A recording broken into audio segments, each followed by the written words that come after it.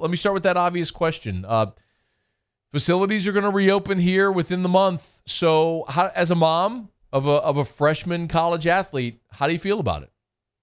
I'm excited about it. I've wanted for this to happen for quite some time, and I feel like we're in a place now where they can keep my son safer than I can.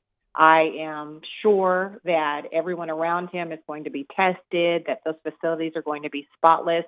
And right now, I mean, I have to be concerned, just like with eating, like he's going to have a meal plan there, which is certainly going to be more cost effective for me, but at the same time, because it's expensive feeding a football player. I know all the other parents feel me and hear me on this one, but it's something where it's consistent where his food is coming from. Where right now we just kind of have to scramble, and it's like an anxiety thing, and it's it's everything will be contained and structured in one setting. So I'm excited about that. I'm glad you said that. You and I didn't have this conversation off air. So, and part of my contention has been, I really feel like with the resources a place like LSU has, that they have the opportunity to put student athletes in a more controlled environment, and it would actually be safer.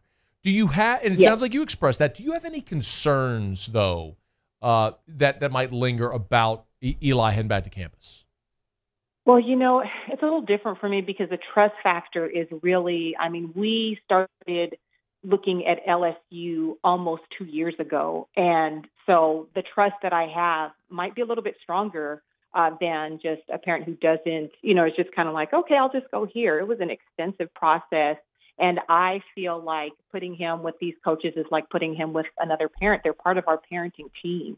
And I really told Coach O, Coach Raymond, and Jeff, like, hey, I'm leaving my boy with you guys, and I'm going to sleep well at night. I sleep better when he's at LSU than when he was home with us back in California. It's a peace. It's a knowing that they've got my child and they're going to take good care of him. So I really don't worry about it. Sorry, have there been challenges having Eli at home during this time, be it let him working out or academics or any of those things that are, kind of, as you said, are controlled when he's on campus?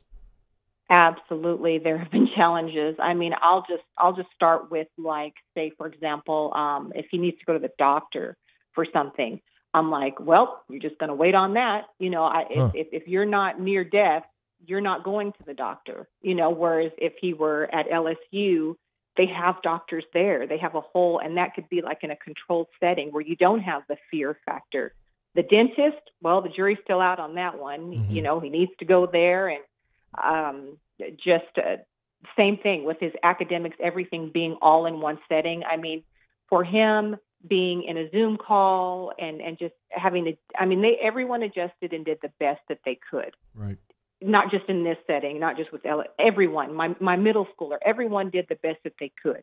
But it will be better when they're all together just in that self-contained environment, I feel. Even if it is online, they will still have a controlled setting where everyone can be there together, working together, resource-wise, in a structured setting. So that works well for him. So I'm excited for that. Shauna Ricks is our guest, mother of Eli Ricks, LSU freshman cornerback, who should have finished up his spring at LSU, spring practice, and kind of going through summer workouts, and all that's kind of been put on hold now. You did mention the Zoom calls, which have been interesting. We've heard Coach O mention that quite a bit, and even that he thinks he'll continue to retain that as part of his program, even when things go back to normal. Have you and your family been on Zoom calls with LSU coaches or staff during this time? And what's that process been like from your perspective? Not us. We haven't been on Zoom calls, but I know he like when it's time for that Zoom meeting, like life stops. He stops and runs and takes care of that Zoom meeting. And, don't interrupt him when that's going on. It has been an adjustment. I'll say, I mean, I feel like there's purpose in everything with all of this that's happening, because it's like, I mentioned how it's like, okay, you drop your son off for school. Oh, wait, he comes back. Oh, wait, no, he's going back again, just back and forth. But I will say that, the 3 months that he was, just kind of at home, I don't think we've ever spent that much time together Hmm. as a family. And it was sort of like, I would say at first there was a maturity factor because at first the kids just kind of felt inconvenienced. Then that led to concern. Then came the fear. Then the frustration. Then it's like, okay, well, humility kicks in, right? And now their passion is just going to be so intense and focused. It's going to be scary for whoever they play against because, they're just so driven. They're just so hungry for it. And now it means more. And now it absolutely means more to them. So I just, I'm ready for him to go back. And like I said, I don't have any concerns. I don't have any fears. I don't have any worries because, it takes a humility as a parent to realize that at this point, he's in better hands over there. Mm. So, Shauna, I know you can't speak for every parent of a student athlete, but I know you all do talk and you have some sense of this, and not just at LSU, but throughout all the recruiting process. There's no doubt you and your family cross paths with so many others. Do you get a sense of are your feelings shared by a majority of parents of student athletes, or do you sense maybe more concern elsewhere? Well, I'll tell you, Elias has a unique experience because we've been to all-star games since he was like in sixth grade. So all these kids are friends. So we have parents that their kids go to Alabama, Clemson, Florida, you name it, Georgia. We're friends with parents everywhere. And we do have group text and group conversations where we all speak to each other. And I'll tell you, last night I was speaking to a parent of a child that goes to Alabama, and their biggest concern is how much they had to pay for their ticket to go back. Like if mine was cheaper. So like a plane ticket. I'm sorry to interrupt. Like a plane ticket to fly back. Yes, okay. A flight ticket. Like how much is yours? So it's not like what's going to happen to my son over there, because we recognize like the kids have been listening and they're learning. Like okay, they've got their mask on, they've got their gloves on, they're washing their hands. They're forever changed. I don't hear about kids just doing frivolous things because they've worked too hard to get here to just be careless. Yeah. I don't hear about them going out with groups of 50 people and just being carefree. They get it. Yeah. They've gotten it. That's refreshing to hear. No doubt, I'm sure for a lot of people who are looking for that perspective. I'm so glad I thought to call you today. A couple more, if I could. What about workouts? That's been another obvious question. Like, not everybody has access to a gym or a home gym. So for Eli, like what's he been able to do during this time? Well, we tried what we could here in Louisiana, and we tried getting weights, we tried getting workout equipment because he was cleared during this whole process. And so, but he couldn't go anywhere to work out because everything was closed. And so we tried buying things online and we couldn't. So I actually sent him after school got it. We kept him home until school got out. And then I sent him back to California with Athletic Gains, his trainer in Calabasas. And we also consulted with Charlie Collins, who he's been working with since he was in like 8th grade. And he has been working out.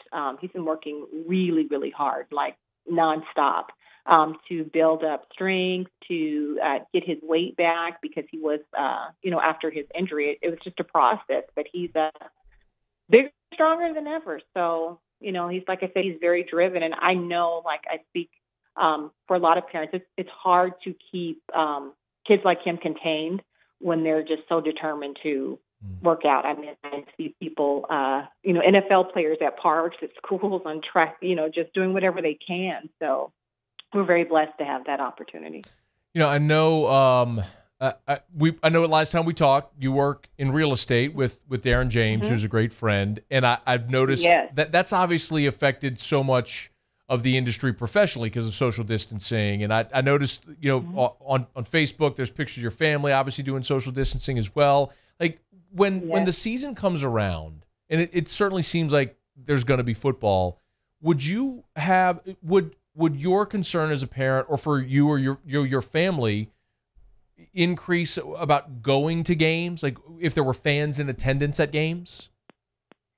What we talked about, because we have talked about this, and we talked about like, wow, okay, like, everyone waited for this moment and now it's here. And, we don't even know if we'll be able to go or what that will look like.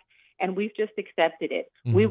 We will do whatever they ask us to do. If they tell us, okay, only one person can come per this, or if they say, you've got to wear masks, you've got to be tested before, like whatever they tell us to do, we're just going to do it. Because like I said, that humility has kicked in, and just like that, it's not about us anymore. It's about the good of everyone else. And I recognize and accept that not everyone will agree on this issue. That Right. No matter what anyone does, someone else is always going to be unhappy.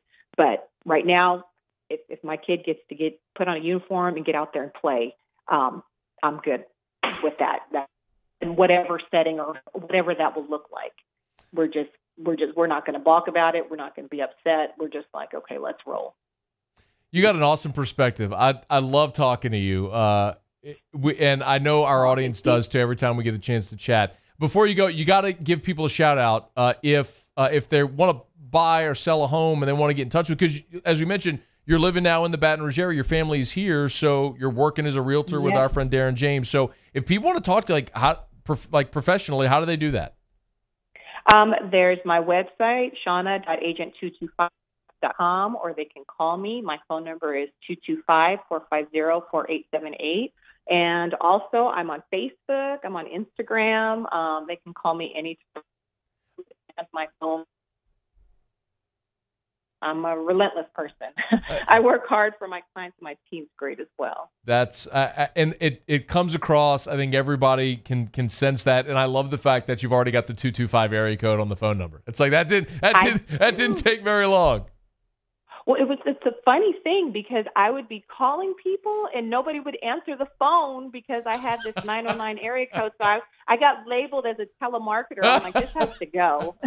That actually this has to go. That makes a lot of sense. That was my first thought, because it's like, yeah, we're just screening calls because it's probably a telemarketer calling from 909. So she's in the 225-450-4878, 450-4878. And as I mentioned, and she said it there as well, Shauna's real active on Facebook and Instagram. So Shauna Ricks, you can find her on Facebook and on Instagram as well if you want to connect.